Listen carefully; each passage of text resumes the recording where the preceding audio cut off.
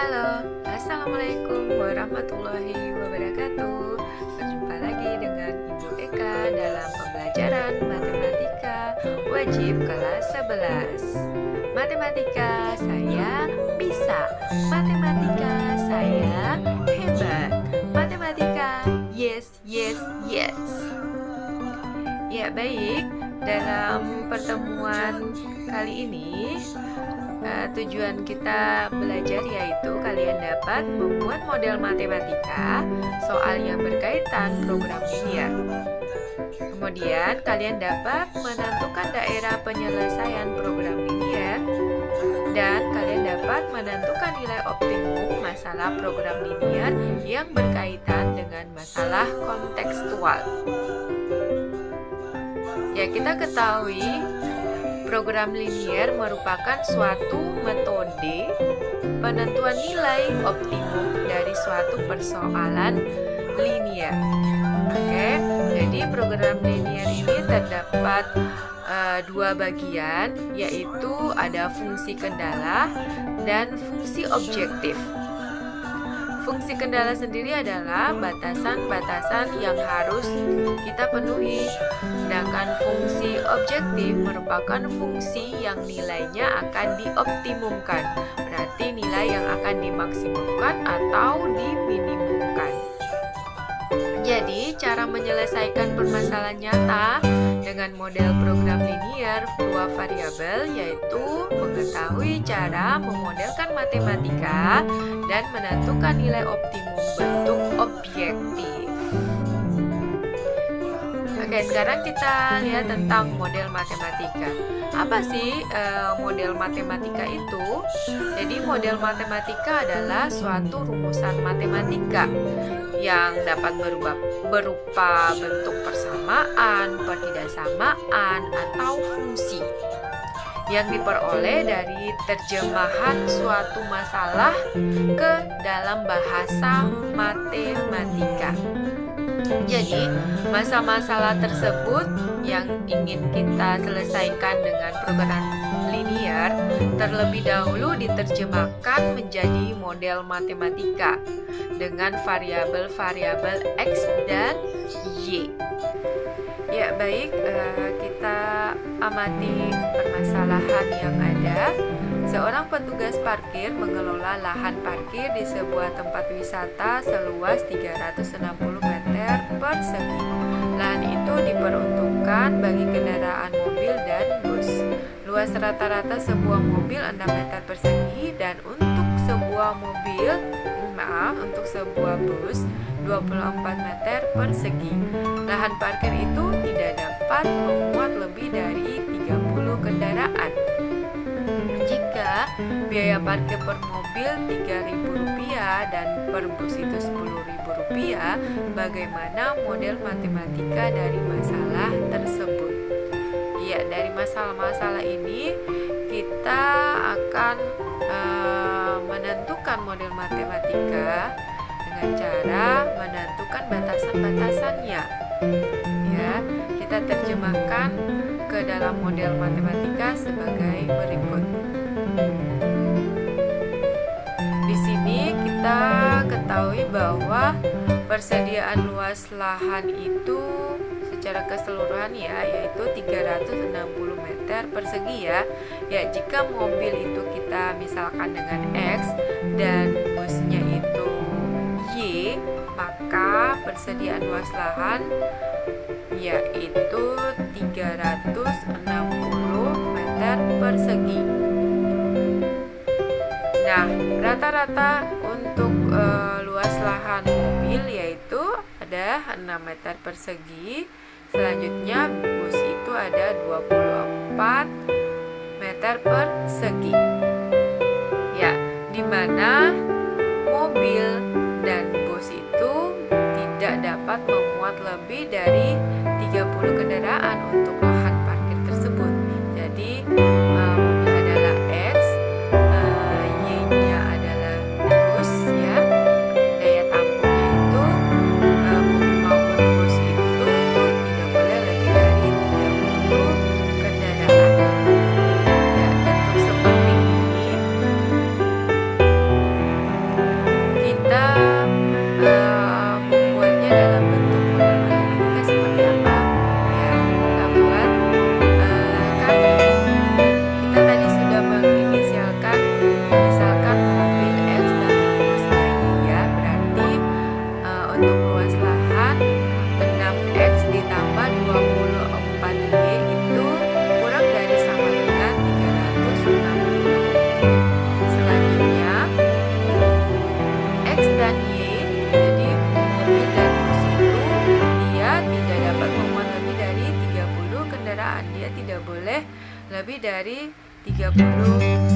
kendaraan ya. Jadi X tambah Y kurang dari sama dengan 30.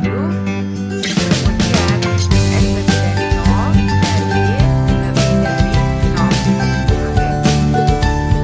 X dan Y adalah ini merupakan bagian dari menyelesaikan program linear yang namanya adalah fungsi kendala. Dan bentuk ini adalah merupakan model matematika. Ya, selanjutnya kita lihat tentang nilai bentuk objektif. Nah, apa itu bentuk objektif atau fungsi objektif atau fungsi tujuan? Bentuk objektif adalah bagian dari model matematika yang menyatakan tujuan fungsi sasaran yang ingin dicapai dari suatu permasalahan program linear. Jadi bentuk objektif ini sendiri bentuknya yaitu AX tambah BY ya, atau dalam bentuk fungsi fx, y sama dengan AX tambah BY. Ya, bagaimana kita mencari nilai optimumnya? Yaitu dengan dua metode, yaitu metode uji titik pojok dan metode garis selidik.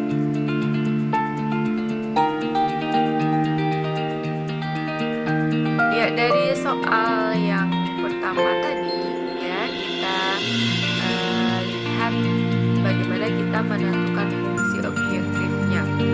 Di sini kan jika pertanyaannya adalah tentukan jumlah penghasilan maksimum yang diterima tukang parkir, maka setelah memodelkan bentuk dari program linear ini, dari permasalahan ini, kita menentukan yang kedua ya adalah fungsi objektif, yaitu kita memaksimumkan dalam bentuk AX tambah BY. Di sini kan jika biaya parkir itu mobil adalah Rp3.000 dan bus adalah Rp10.000, ini merupakan fungsi objektif atau kita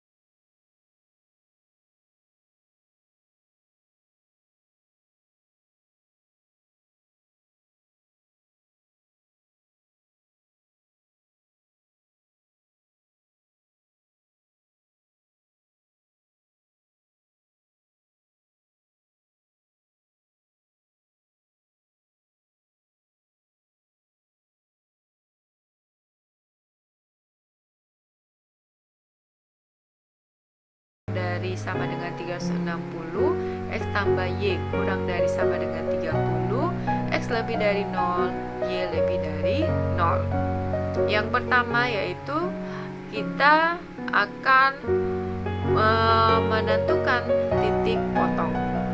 Jadi kita akan menentukan titik potong.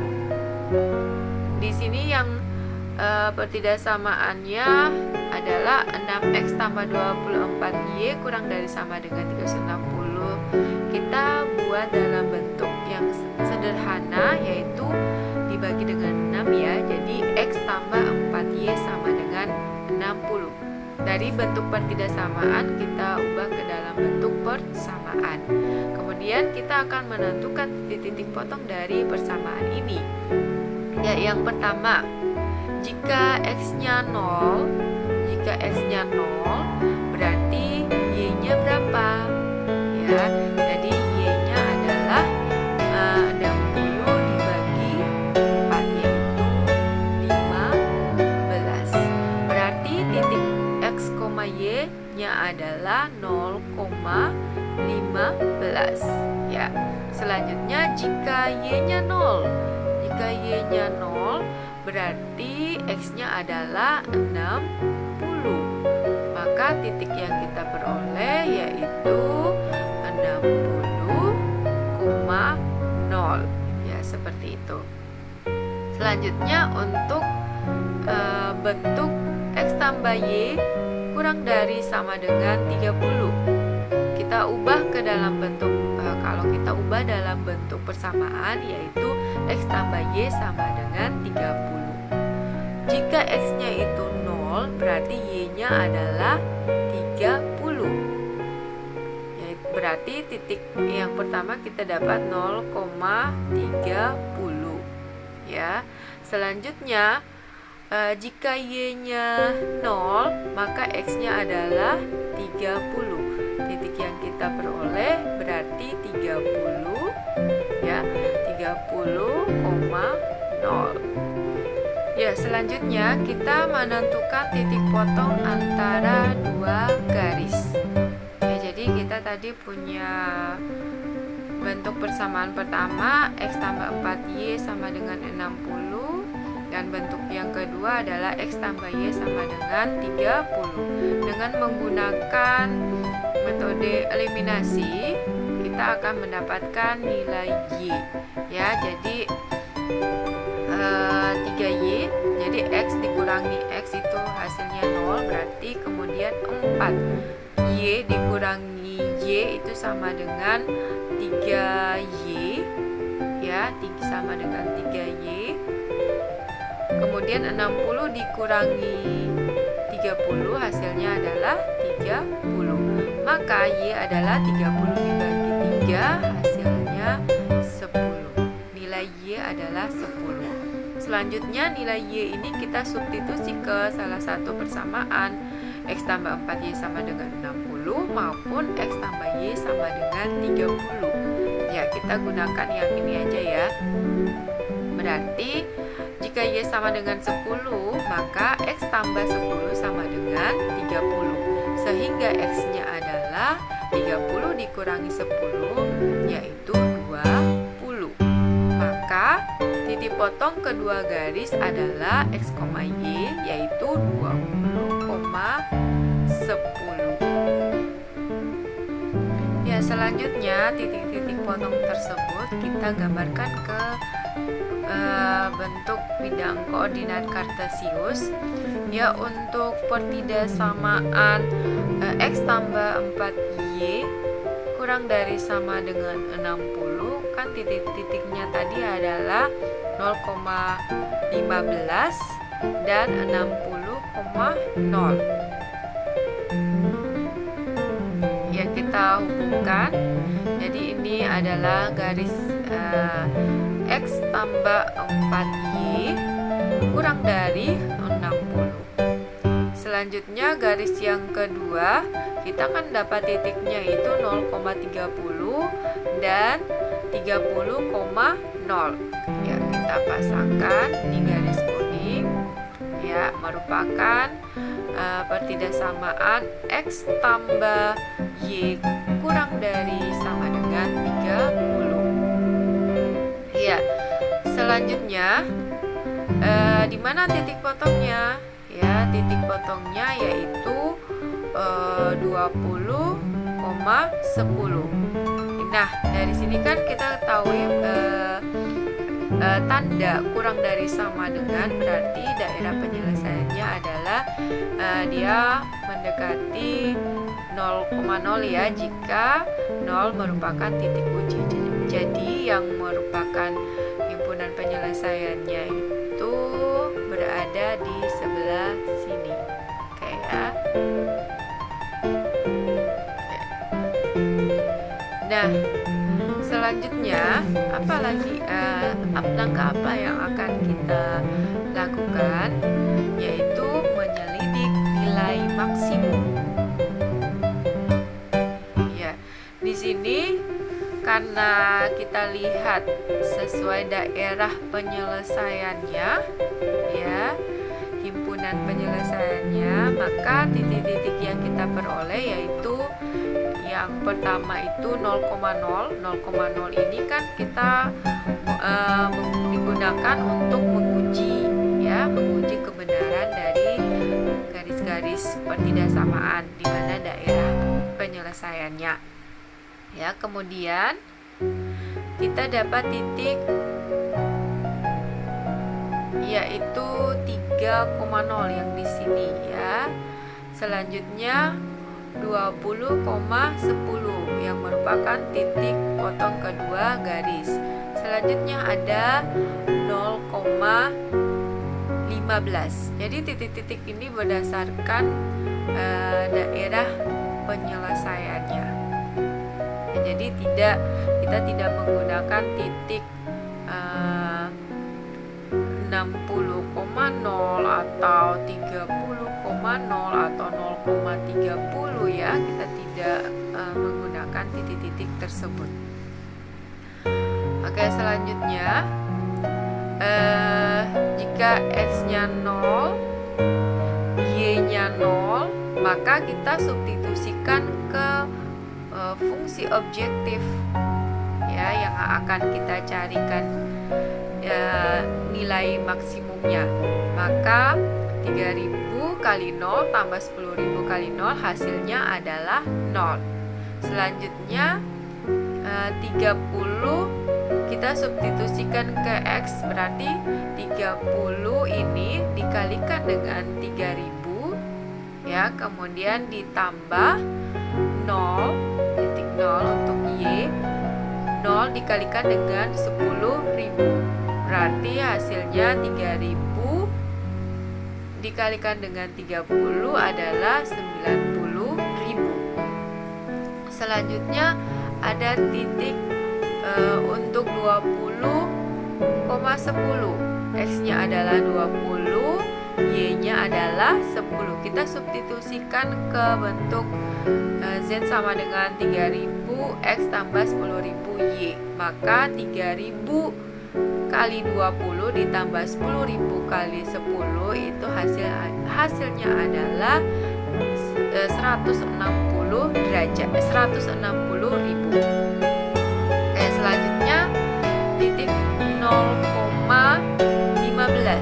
X-nya 0, Y-nya 15. Kita substitusikan, jadi 3000 dikalikan dengan 0 ditambah 10.000 dikalikan dengan 15, sehingga hasilnya adalah 150.000. Nah, dari hasil-hasil ini manakah nilai yang tertinggi? Karena kan yang diminta adalah jumlah penghasilan maksimum, jadi yang tertinggi. Maka jumlah penghasilan maksimum yang tertinggi kelihatan di sini adalah 160.000. Jadi jika tukang parkir itu memarkirkan 20 mobil dan 10 bus, dia bisa mendapatkan penghasilan maksimum yaitu 160.000.